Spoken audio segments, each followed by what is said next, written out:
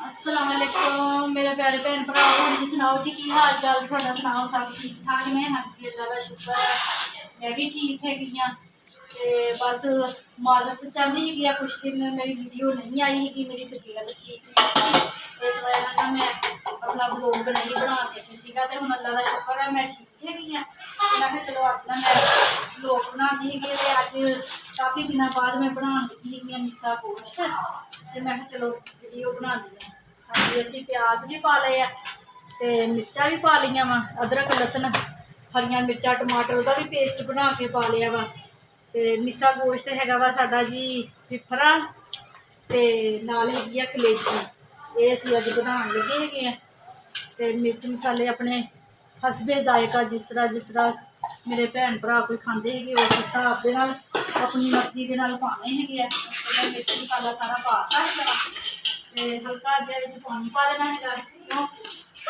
पानी छड़ना मिक्स कर लिया कुकर बंद कर लीए तो सीटी लगा दी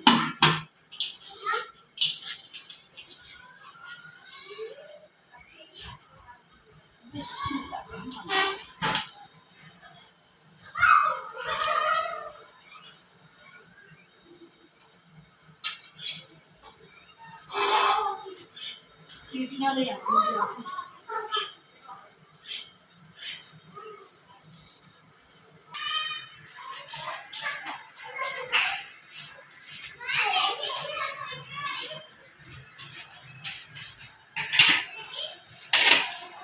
हाँ जी तकरीबन 8 मिनट की सीटी लगा लेनी है तो फिर ना असी 8 मिनटों बाद खोल के देखा सारा फिफरा हो जाएगा तो कलेजी हजे मैं बिच नहीं पाई है मैं तुहानू दिखावांगी भी कलेजी फिफरा मिस्सा गोश्त बनाना हो तो किस तरह उस टाइम कलेजी पाई है इस तरह पा दो ना हुणे नाले तो फिर कलेजी ना बहुत ज़्यादा सख्त हो जाती हार्ड हो जाती है तो फिर दिल नहीं करता है रोटी खाने वास्ते तो जिस तरह मैं बनावांगी ना उस तरह बिल्कुल कलेजी ना सॉफ्ट रहेगी नरम रहेगी तो जी टाइम देख लेंगे हैं क्या है काफ़ी जो सीटी बोलेगी ना फिर टाइम देखा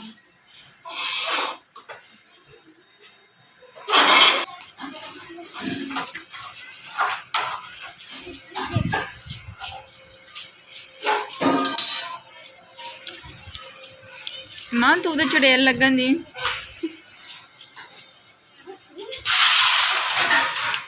बस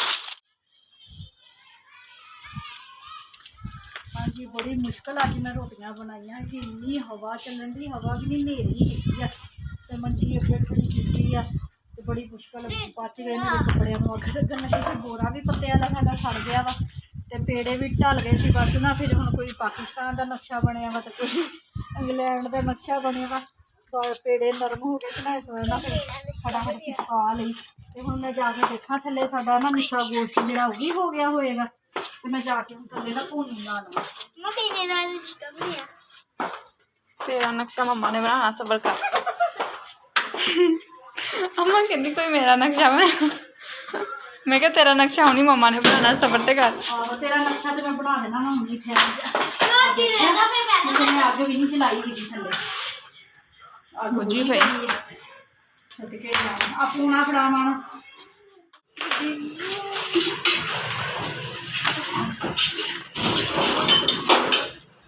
हाँ जी असी सीटी खोल ली थी सीटी भी खोलने से साड़ी सीटी हो गई मैं कुकर से टैप से लगाया तो रोटी का जोड़ा किल वा उड़ गया बिचों यकदम ना आवाज़ भाप निकलना तो मैं भी कर गई बच्चे ਹਾਂਡੀ ਛੱਡ ਕੇ ਦੌੜ ਕੇ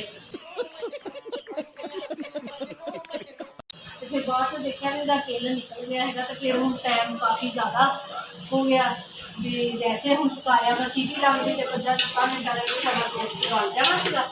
ਤੇ ਫਿਰ ਮੈਂ ਰੋਟੀਆਂ ਪਕਾਉਣ ਚਲੇ ਗਈ ਛੱਤ ਤੇ। ਮੈਂ ਕਿਹਾ ਜਦੋਂ ਰੋਟੀਆਂ ਪਕਾ ਲੈਂਦੀਆਂ ਤੇ ਜਦ ਸਾਡਾ ਨਾ ਹਿੱਸਾ ਗੋਸ਼ਤ ਦਾ ਜਿਹੜਾ ਪੱਕ ਜਾਏਗਾ। ਇਹ ਅੱਲਾ ਖੈਰ ਕਰੇ ਸਾਡਾ ਪੱਕ ਗਿਆ ਵਾ। ਇਸ ਤਰ੍ਹਾਂ ਤੇ ਚਿੱਲੀ ਹੈ ਨਾ ਜਿਹੜੀ ਅਸੀਂ ਉਹ ਵਿੱਚ ਪਾ ਕੇ ਪਕਾ ਲਈ ਸੀ। ਤੇ ਹੁਣ ਪਾ ਦਈਏ ਘੇ।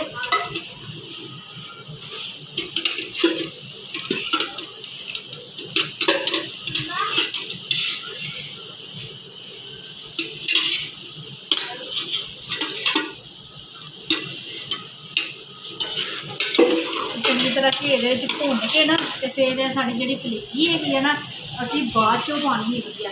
ਪਹਿਲਾਂ ਇਹਨੂੰ ਭੁੰਨ ਲਈਏ ਮਿੱਠੇ ਮੋਰਚ ਤੇ ਫਿਰ ਬਾਅਦ ਚ ਅਸੀਂ ਕਲੇਜੀ ਭੁੰਨ।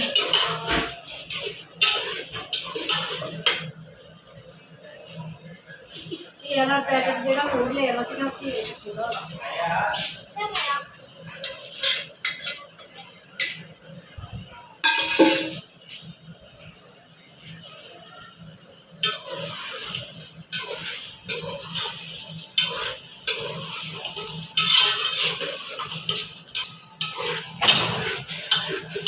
ਹਾਂਜੀ ਮਾਸ਼ਾਅੱਲਾ ਸਾਡਾ ਮਿੱਠਾ ਗੋਸ਼ਤ ਹੈ ਨਾ ਜਿਹੜਾ ਇਸ ਮਸਾਲੇ ਦੇ ਵਿੱਚ ਬਹੁਤ ਜ਼ਬਰਦਸਤ ਭੁੱਜ ਗਿਆ ਵਾ। ਤੇ ਇਹ ਕਲੇਜੀ ਹੈ ਸਾਡੀ। ਇਹ ਵਾਲੀ ਹੁਣ ਵਿੱਚ ਸ਼ਾਮਿਲ ਕਰ ਦਿੰਦੀ। ਤੇ ਹੁਣ ਮਸਾਲੇ ਦੇ ਵਿੱਚ ਹੀ ਅਸੀਂ ਕਲੇਜੀ ਨੂੰ ਆਪਣੀ ਨੂੰ ਭੁੰਨਣਾ ਵਾ। ਤੇ ਇਹਦੇ ਵਿੱਚ ਹੀ ਸਾਡੀ ਕਲੇਜੀ ਹੈ ਨਾ ਜਿਹੜੀ ਉਹ ਪੱਕ ਜਾਣੀ।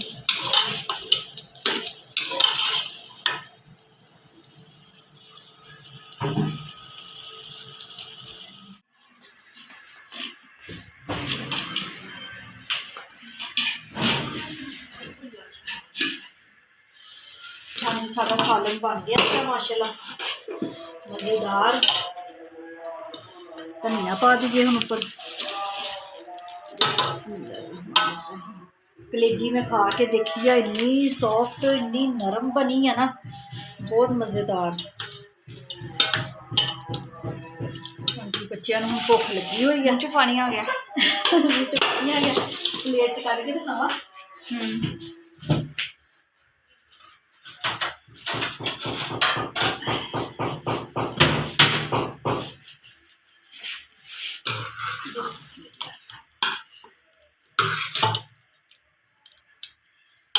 तकरीबन लगता रोज़िया के आप बड़ा गोश्त बनाया ही नहीं है ना।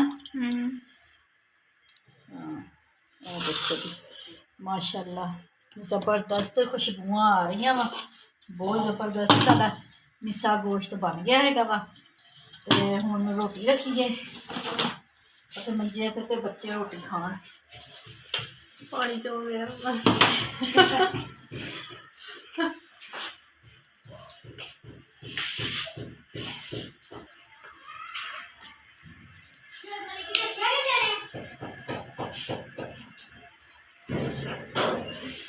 अमान आ जाओ बेटा, हाथ धो लो। कौन देखा? शेर मलिक। ना शुएब मलिक उधरों मैच खेल अपने तो क्या नाचो मैं? अच्छा तो फिर वो सेल्फी भी ना ले लेनी थी। ईमान नूं मिलना है सी, ईमान नूं। ईमान तेरे साइन लेने सी उन्होंने अपने बल्ले पे। अच्छा नीले कपड़े पाए थे। क्यों बाबर आजम सी की। चलो चलो हम रोटी खाइए अम्मा। नहीं आई ना जी।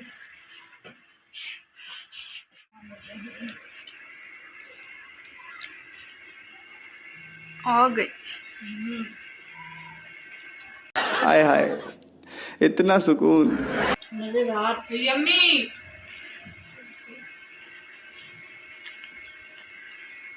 हेलो तुसी भी खा लो। बहुत मजा। खा के लाइक भी कर दियो, कमेंट भी कर दो किद्दां दी लगी।